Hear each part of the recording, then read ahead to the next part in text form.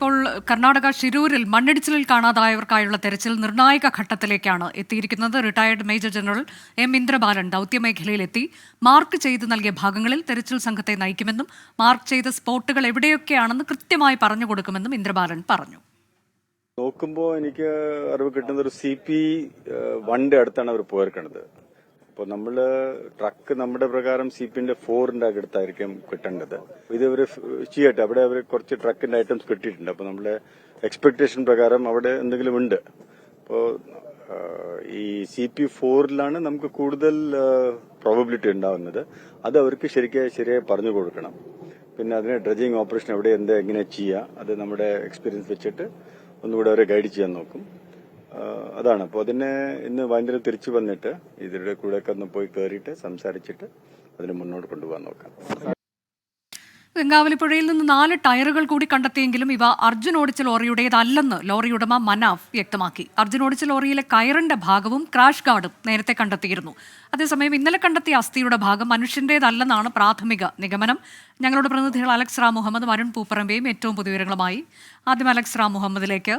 Alex, ഇപ്പോൾ 4 ടയറുകൾ കൂടി കണ്ടെത്തി, എന്നാൽ അത് ഈ ലോറിയുടേതല്ല എന്ന് സ്ഥിരീകരണം.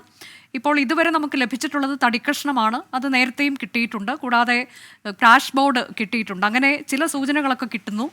ഇപ്പോൾ ആ മേഖല കേന്ദ്രീകരിച്ച് കൂടുതൽ പരിശോധന നടത്തണമെന്നുള്ളത് തന്നെയാണോ മേജർ ജനറൽ റിട്ടയർഡ് ഇന്ദ്രബാലനും പറയുന്നത്?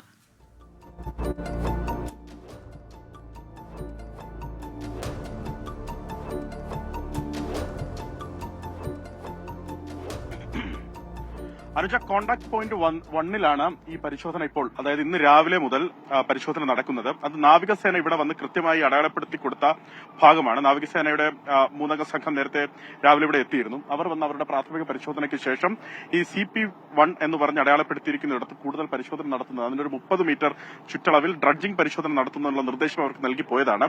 അതിനുശേഷമാണ് ഈ ഭാഗത്ത് നിന്ന് കാര്യമായി അർജുന്റെ ട്രക്കിന്റെ വസ്തുക്കളും അതുപോലെ മറ്റ് വസ്തുക്കളും ഒക്കെ ലഭിച്ചത്.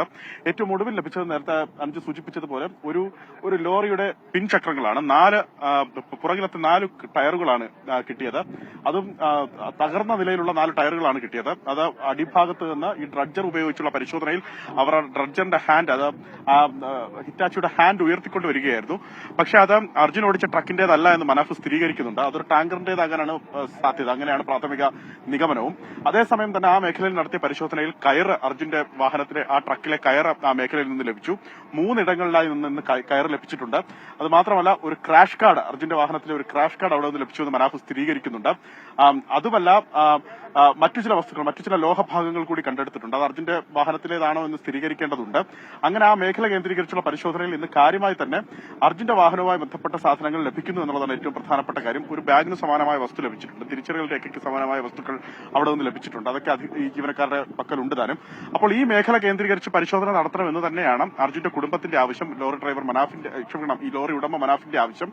ആ മേഖല കേന്ദ്രീകരിച്ചത് ഇപ്പോൾ ഈ പരിശോധന നടത്തുന്നുണ്ട്. അല്പം മുമ്പാണ് ഈ ദൌത്യത്തിന്റെ ഭാഗമാകാൻ കേരളത്തിൽ നിന്ന് retired major general M Indrabalan ഇവിടേക്ക് എത്തിയത്. അദ്ദേഹം വന്ന പടം ഇവിടുത്തെ നിലവിലെ ഈ തിരച്ചിലിന്റെ ദൃശ്യങ്ങളൊക്കെ അദ്ദേഹം നോക്കിക്കണ്ടു. അദ്ദേഹം പറഞ്ഞത്, ഈ തിരച്ചിൽ നടക്കുന്നത് ഇപ്പോൾ CP1 പക്ഷെ ട്രക്ക് ഉണ്ടാകുമെന്ന് കരുതുന്ന സ്ട്രോങ് സിഗ്നൽ ലഭിച്ചത് CP4 അതാ കാണുന്ന മൺതിട്ടയുടെ ഭാഗമാണ്. ആ മൺകൂരകളുടെ ഭാഗത്താണ്. അത് കരയിൽ നിന്ന് ഏതാണ്ട് 132 മീറ്റർ അകലെയാണ് ആ ഭാഗം. അവിടെയാണ് CP4 എന്ന് അടയാളപ്പെടുത്തിയിട്ടുള്ളത്. അവിടെയാണ് ട്രക്കിന്റെ ഇതെന്ന് സംശയിക്കുന്ന സിഗ്നലുകൾ, അത് സ്ട്രോങ് സിഗ്നലുകൾ ലഭിച്ചത് അവിടെയാണ്. അവിടേക്ക് തിരച്ചിൽ സംഘത്തെ നയിക്കുമെന്നാണ് അദ്ദേഹം വ്യക്തമാക്കിയത്. എവിടെ എങ്ങനെ ഡ്രഡ്ജിംഗ് നടത്തണമെന്നവർക്ക് ആവശ്യമായ നിർദ്ദേശം നൽകും. ഇവിടെ നിന്ന് ആദ്യം അത് നോക്കിക്കണ്ടതിന് ശേഷം ഈ തിരച്ചിൽ സംഘത്തിനൊപ്പം അദ്ദേഹം ചേരും. അദ്ദേഹം ബോട്ടിലോ ഡിങ്കി ബോട്ടിലോ മറ്റോ അദ്ദേഹം അവിടെ പോയി അവരുമായി സംസാരിക്കും. ആ മേഖല സന്ദർശിക്കും. ആ മേഖലയിൽ എവിടെ തിരച്ചിൽ നടത്തണം, എവിടെ മണ്ണ് നീക്കണമെന്ന് കൃത്യമായ നിർദ്ദേശം അദ്ദേഹം നൽകും എന്നാണ് അല്പം മുമ്പ് വ്യക്തമാക്കിയത്. ഇന്ദ്രബാലൻ ഇവിടെയുണ്ട്. അദ്ദേഹം ഇവിടെ തുടരും എന്നാണ് നമ്മൾ മനസ്സിലാക്കുന്നത്. ഈ ഡൈവർമാരുടെ സംഘം നേരത്തെ ഡൈവിംഗ് ഈ മേഖലയിലൊക്കെ നടത്തിയിരുന്നു. ഈ ടയറിന്റെ പിൻഭാഗം കണ്ടെത്തിയിടത്തും അവർ അതിന്റെ അടിത്തട്ടിലേക്ക് പോയുള്ള പരിശോധന ഈ ഡൈവർമാർ നടത്തിയിരുന്നു. തൊട്ടപ്പുറത്തെ മൺകൂനയ്ക്കപ്പുറവും ഡൈവർമാർ ഒന്ന് പരിശോധന നടത്തിയിരുന്നു. ഇപ്പോൾ ഈ ഡ്രഡ്ജർ നിൽക്കുന്നതിൽ നിന്ന് ഏതാണ്ട് ഒരു 30 മീറ്റർ മാറി ഡൈവർമാരുടെ പരിശോധന നടക്കുന്നു എന്നുള്ളതാണ് പ്രധാനപ്പെട്ട കാര്യം. അങ്ങനെ എല്ലാ തരത്തിലും ഏകോപിപ്പിച്ചുകൊണ്ടുള്ള ഒരു തിരച്ചിലേക്ക് ഇന്ന് കടന്നു, ഒരു ദിശാബോധത്തോടുകൂടിയുള്ള ഒരു തിരച്ചിലേക്ക് ഇന്ന് കടന്നു എന്നുള്ളതാണ് ഏറ്റവും പ്രധാനപ്പെട്ട കാര്യം. അതിൽ തന്നെ പ്രധാനപ്പെട്ട ഈ ട്രക്കിന്റെ ലീഡ് എന്ന് കരുതാവുന്ന നിർണായകമായ ചില ലീഡുകൾ ഈ തിരച്ചിൽ നടക്കുന്ന, ഈ ഡ്രഡ്ജിംഗ് നടക്കുന്ന ഈ മേഖലയിൽ നിന്ന് ലഭിച്ചു. ആ മേഖലയിൽ നിന്ന് ലഭിച്ചത് കൊണ്ട് തന്നെ കൂടുതൽ പരിശോധന അവിടെ നടത്തുകയാണ്. ഇതിന്റെ അടിത്തട്ടിൽ നല്ല രീതിയിൽ മണ്ണ് വന്ന് നിറഞ്ഞിട്ടുണ്ട്, ഒപ്പം ചെളിയും മറ്റുമൊക്കെ നിറഞ്ഞിട്ടുണ്ട്. ഇവിടെ നിന്നാണ് കൂടുതൽ ഭാഗങ്ങൾ ലഭിക്കുന്നത്. അർജുന്റെ ഒരു വാഹനത്തിൽ ഒരു തടിക്കഷ്ണം ലഭിച്ചത് അവരെടുത്ത ഡ്രഡ്ജർ വെസലിൽ വെച്ചിട്ടുണ്ട്.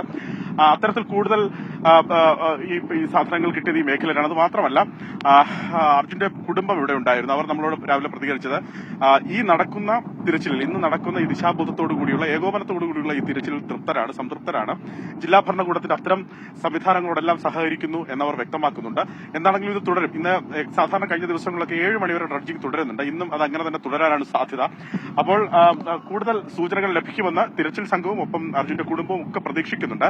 ഈ ഭാഗങ്ങളല്ലാതെ ഇന്ദ്രബാലൻ കൂടി അങ്ങോട്ടേക്ക് എത്തുന്നു. അദ്ദേഹം കൃത്യമായി തന്നെ പോയിന്റുകൾ ചൂണ്ടിക്കാട്ടി ഈ തെരച്ചിൽ എവിടെ നടത്തണം എന്നുള്ളത് കൃത്യമായി തന്നെ അത് അവർക്ക് പറഞ്ഞു നൽകും എന്നതാണ് അദ്ദേഹം പറഞ്ഞിട്ടുള്ളത്. CP4-ലാണ് നിർണായകമായ സൂചനകൾ ഉള്ളത്. ട്രക്ക് അവിടെ ഉണ്ട് എന്ന തരത്തിലേക്കാണ് വിവരം ലഭിച്ചിട്ടുള്ളത്. അപ്പോൾ അവിടെയാണ് പരിശോധന കൂടുതലായി നടത്തേണ്ടത്. ശക്തമായ സിഗ്നലുള്ള CP4-ലാണ് എന്നതാണ് അദ്ദേഹം അറിയിച്ചത്.